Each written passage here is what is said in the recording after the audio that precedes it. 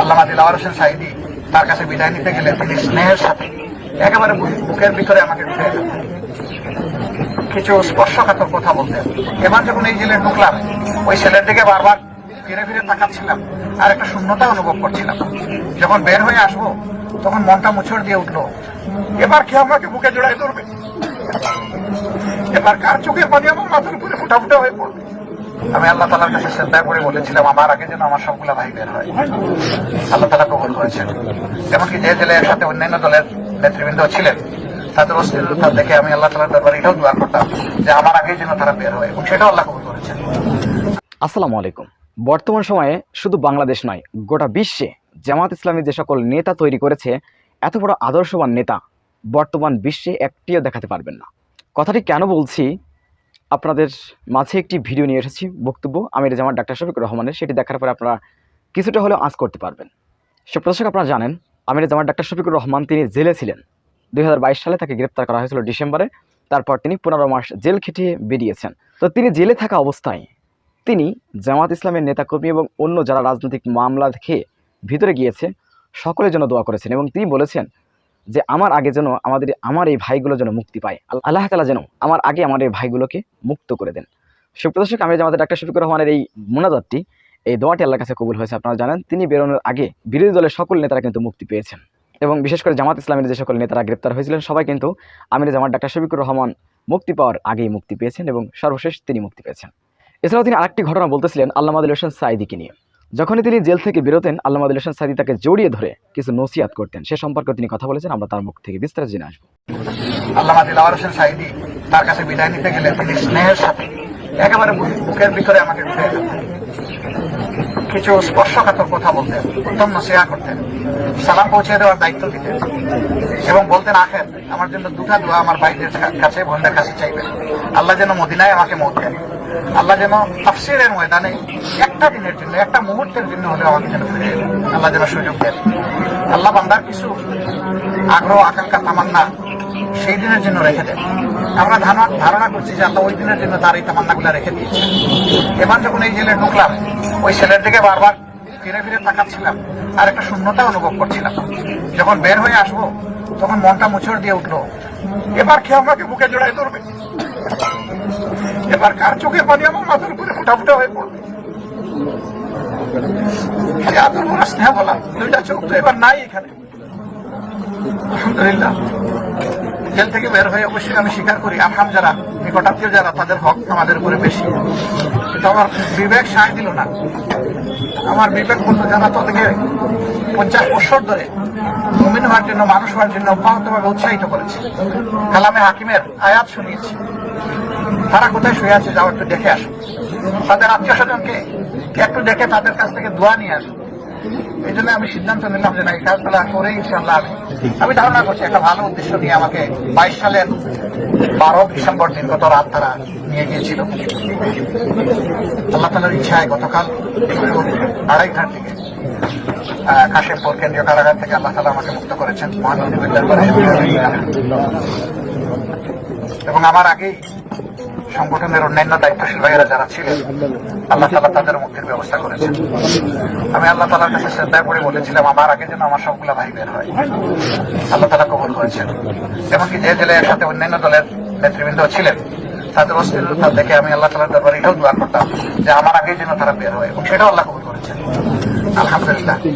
তারপরে আল্লাহ তাআলা গতকাল আমাকে মুক্ত করার পরে আমি চিন্তা করলাম যে 15 মাস সময়ের ব্যবধানে অনেক প্রিয়জন, আপনজন, আত্মার আত্মীয়, রক্তের চাইতেও যাদেরকে আমরা ইমানের কারণে ঘনিষ্ঠ মনে করি, দুনিয়া থেকে তারা চলে গেলেন।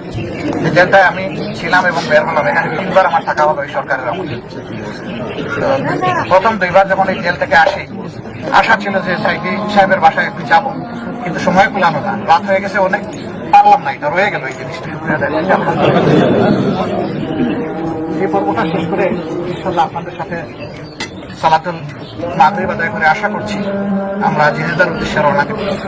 এই অঞ্চলে মহিলাদের মধ্যে আলো জ্বালিয়েছিলেন যে বোন, আমার সাহসী বোন, আমার মুবারক বোন, আমার তাইয়েবা বোন, তিনি দুনিয়ায় নাই, হাসিনা মেহের আপা, তিনি চলে গিয়েছেন। আল্লাহ তাআলা তার রূহকে পূর্ণ প্রশান্তির সাথে রাখবেন এবং তার কবরকে আল্লাহ তাআলা তার জান্নাতের নূর দিয়ে পুরোপুরি বর্ষা করে দিন।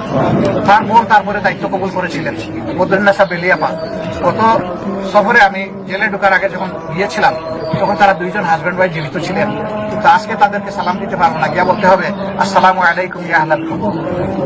আল্লাহ তাআলা তাদেরকে নিয়ে গেছেন। এভাবে আমরাও চলে যাব, কিন্তু চলে যাওয়ার আগে আমাদের দায়িত্বটা যেন আল্লাহ আমাদের কাছ থেকে পুরোপুরি আদায় করে নেন। খেলাফতের, ইবাদতের এবং আল্লাহ তাআলার দিনের প্রতি একামতের যে দায়িত্ব আমরা বুঝে শুনে কবুল করেছি, সেই দায়িত্ব যেন আল্লাহ তাআলা আমাদেরকে পালন করার তৌফিক দেন। মহান আল্লাহর কাছে আমারও চাই যে আল্লাহ তুমি সাক্ষী থাকো, তুমি সাক্ষী থাকো, এই সাক্ষীরাকে সারা বাংলাদেশের মুমিন মুসলমানরা ভালোবাসেন। আল্লাহ তুমি ভালোবাসো, এর উপর তোমার তামাম ভালোবাসা তুমি বর্ষণ করো। এই মাটির উপরে অনেক জুলুম হয়েছে, আল্লাহ যেন জুলুমের কালো পর্দা সরাই দেয়। আমাদের দ্বারা যত বাড়াবাড়ি হয়েছে, আমি লজ্জিত হয়ে আল্লাহর কাছে মাপ চাই, আল্লাহ আমাদেরকেও যেন মাফ করে। সম্মানিত ভাইয়েরা, আমরা মানুষ, গুনাহ আমরা করবো, আল্লাহ রাব্বুল আলামিন গফুরুর রহিম, তিনি আমাদেরকে ক্ষমা করবেন, এটাই তার শান। আর আমাদের দুর্বল দিকে আমরা গুনাহ করবো, আল্লাহ তাআলার কাছে গুনাহগাররা আমরা কাতর হয়ে যাব, লজ্জিত হবো, অনুতপ্ত হবো, তওবা করবো, মাবুদ খুশি হয়ে আমাদেরকে ক্ষমা করে দেবেন, এটাই আমরা অন্তরে আশা করি। এবং সেই ক্ষমা পুরস্কার উপহার আমরা শেষ মুলাকাতে আল্লাহর সামনে আবার হাজির হব ইনশাআল্লাহ। আমি আপনাদেরকে অনুরোধ করবো, দিনের যে দায়িত্বের জন্য আল্লাহ আমাদেরকে কবুল করে দেন।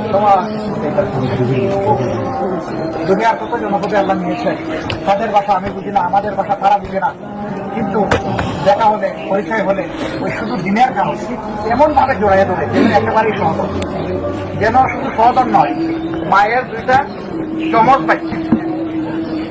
একবার সবচেয়ে মজলুম এখন যে দেশ, তাদের নেতাদের সাথে ইউটিউবে আমার দেখাবার সুযোগ হয়েছে। আবু নাসের মোহাম্মদ আব্দুল জাহের ভাই নেতৃত্বে আমরা গিয়েছিলাম, তিনজন আমরা ছিলাম, তারা দুইজন ছিলেন।